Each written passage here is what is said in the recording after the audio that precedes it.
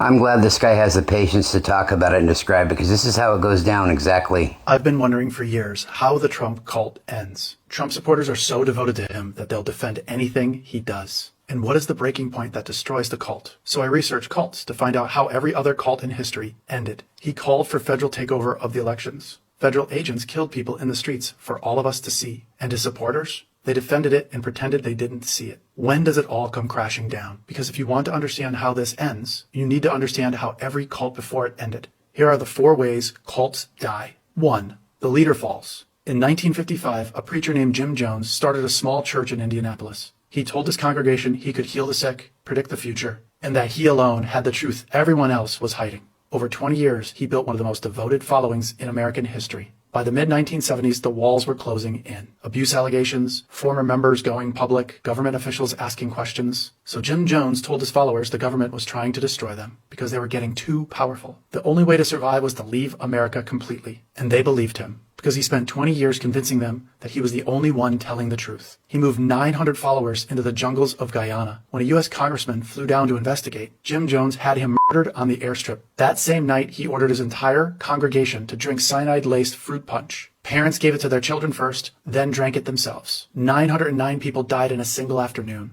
The followers didn't leave. Jim Jones collapsed and took them all with him. Psychologists call this catastrophic cult collapse. This happens when a leader feels cornered with no way out. The more cornered Trump gets, the indictments, the courts, the walls closing in, the more he starts to look like a man with nothing left to lose. 2. The inner circle starts talking. Facts don't break cults. Betrayal does. Not CNN, not a court ruling, not a journalist with receipts. Someone from inside the tribe. Because cult members reject anything from the outside group automatically. It's part of the conspiracy against them. But when someone from the inner circle starts talking, that's different. You can't explain away someone who was in the room. Trump's own chief of staff called him the most dangerous person in American history. His Secretary of Defense said he'd use the military against American citizens if he could. His chairman of the Joint Chiefs called him a fascist to the core. More than a dozen former senior staffers signed a public letter saying he was unfit. Not Democrats, not journalists, people he hired, people who ran his government, people who were in the room. Did it break the cult before the election? No. But here's what cult researchers know. The inner circle talking isn't a single event. It's a slow erosion. Every person who speaks up makes it slightly safer for the next person to speak up, and the list keeps growing. You can dismiss one outsider. It gets harder when the people speaking up are part of the cult, the inside circle. 3. Promises never come true.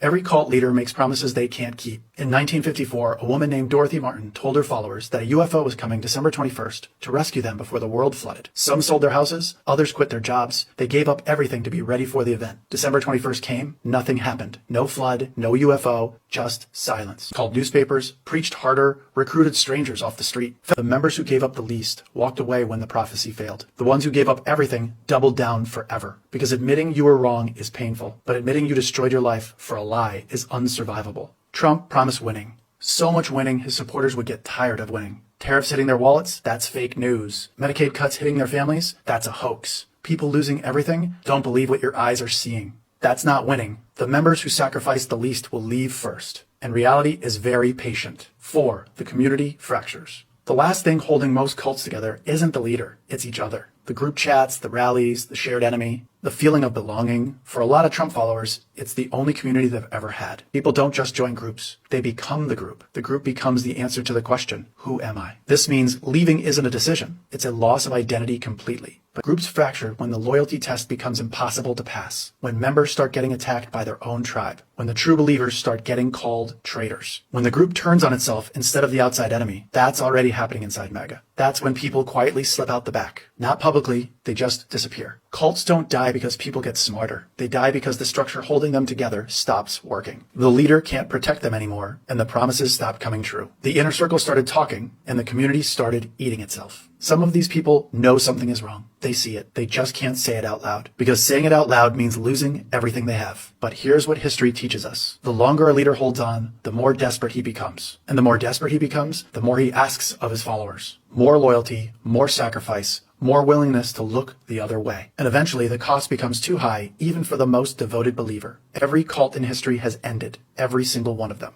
This one will end too. The only question is how much damage gets done before it does end.